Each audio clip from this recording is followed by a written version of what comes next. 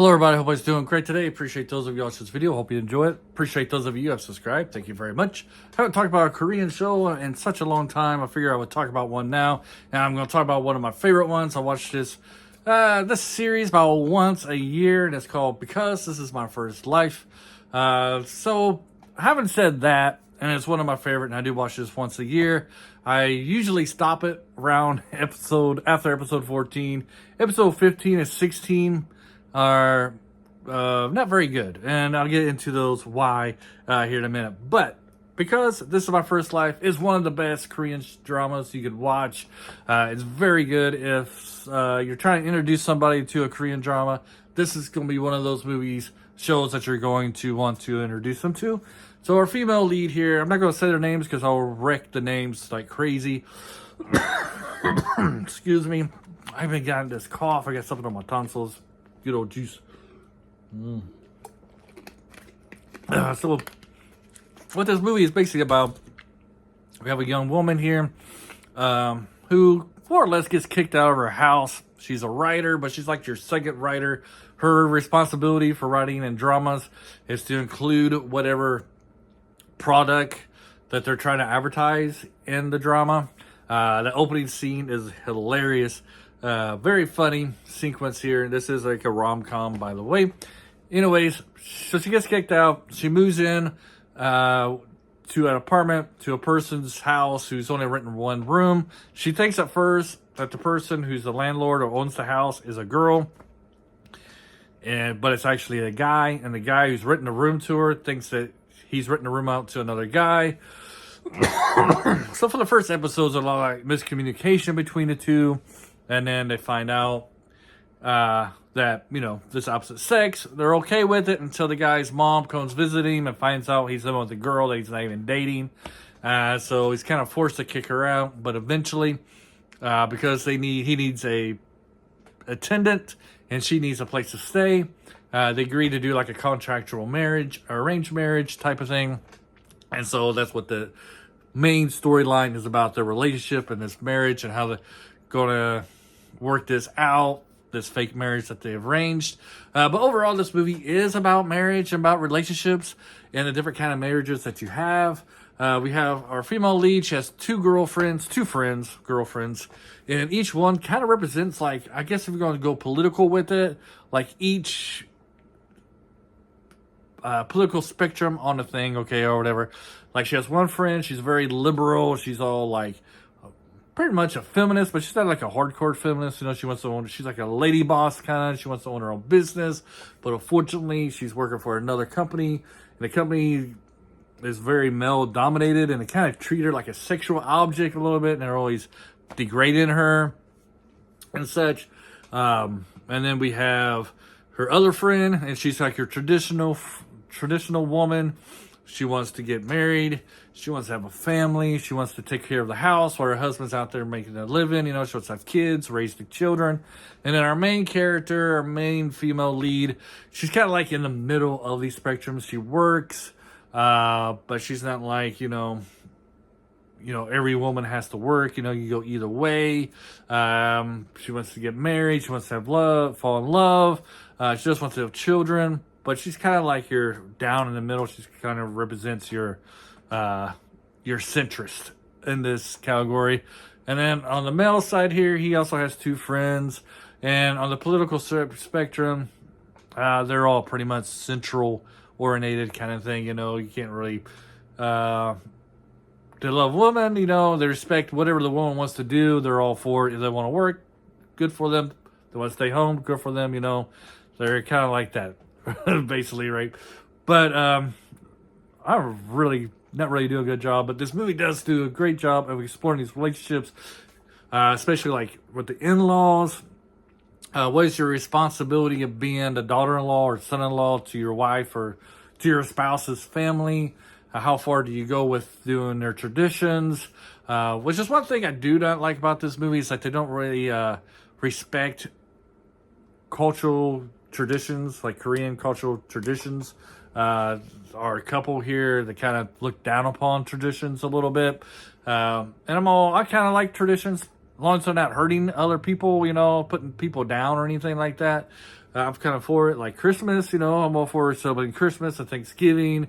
In this movie, in this show, it shows how Koreans will celebrate, or I won't say the word celebrate might not be the right word, from like anniversaries of people's deaths, to make a big dinner thing for them. And you have to do, you make the dead food and stuff. And so for their ceremony of their anniversary of being dead. And then on the other side, you had a family that every year they make all this kimchi for, I don't know, I can't really understand why they have this big get together to make this tons of kimchi, but it's just what they was doing. I'm not really sure if the show really explains it. It's just her family's, the female lead's family's annual thing.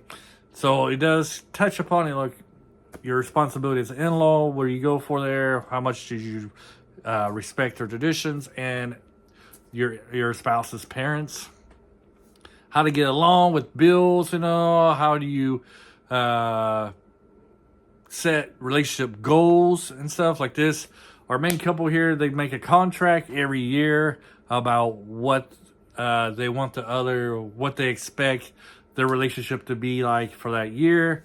We also have touches upon the conflicts or the consequences of not setting these proper goals with your loved one.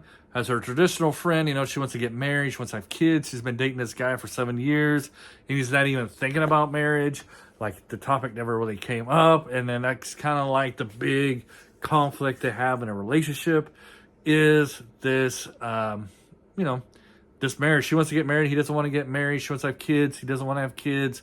This is stuff that they should have talked about at the beginning of the relationship, and we see how 7 years later, how this is kind of like the forefront of their conflict, of the relationship. Of the 3 relationships, I think that's the one that, a little spoiler alert here, that's the one that probably should have ended, just because it's clear that they're not really compatible with each other, especially on that aspect. And it kind of doesn't really get, it does get resolved, but it kind of gets brushed over, unlike our main character and her liberal friend and her relationship. Those are like very well written. I kind of feel like the writers are very anti-traditional woman, or very feminist, because the traditional girl here, they make her to be like a crybaby, kind of controlling. She's always whining. If she don't get her way, she whines, and then her husband or her boyfriend kind of bends to her will because he doesn't want to see her crying. She's very hypocritical sometimes. She's very hard on him. She looks like she would just be unbearable. And if you know some traditional woman, that's not really their thing. But in his case, is how they portray a traditional woman who wants a traditional viable woman is not very well represented in this one at all, because she's, of all the characters that they introduce, she's the one that you'll like the least, apart from the liberal friend's boss, who's a big a-hole, big time. And then probably the best character that you'll love the most is the liberal friend's boyfriend. He's fantastic. He kind of steals the show. He's like a scene stealer. He's really great in this one. Everything he's in, he's kind of like, the glue that keeps everybody together. The main character, he's very stoic, quiet, doesn't show any emotion. You would think he would have Asperger's or autism, like high functional, because he doesn't really convey his emotion. You don't know what he's thinking. He doesn't get high, he doesn't get low. He's just very, middle ground, plain, stone-faced. That's what he looks like. Looks like he's stoned all the time, but he's not. He's very smart, very good at what he does. And I guess that's another aspect of this story, is how opposites attract. But you have to have the same values. So we clearly see that our 2 leads have very different personalities. She's outgoing. She's very friendly. And he's very into himself, not like selfish, but he's very introverted. When he talks, he's not very, if you're having a hard time, she can relate to you. She can empathize with you. He's not that person. He can't empathize with you. He doesn't show any emotion, you know. He's not, he's just, boom, while she's all on your side and she can feel for you. He doesn't have feelings for you.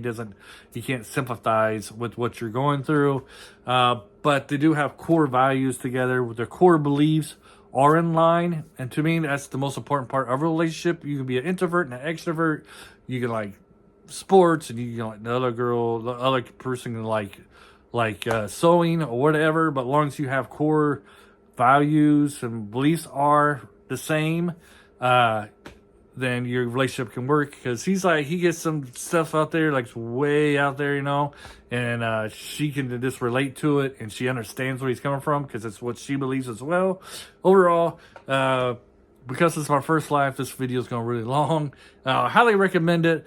First time, you gotta watch all 16 episodes. After that, you'll know what I mean by the last 2 episodes are kind of bad, because they kind of completely ruined the female lead in the last 2 episodes. Because, you know, Korean dramas, if it's anything about relationship, they have to separate either in 15 or 16 before they get back together. It's the law. It's the law that they have to do this. And the reason why she leaves him is completely nonsense and terrible reason. If it was in real life, if I had a girl or a wife who did that to me, I would never get back to him, because it's just unrelatable whatsoever why she did it. But so it kind of ruins her character. But first 14 and a half episodes, A+, and then the last episode and a half, you're like, what the hell? Terrible. But if you get a heads up, must see TV though. Have a great day. Bye.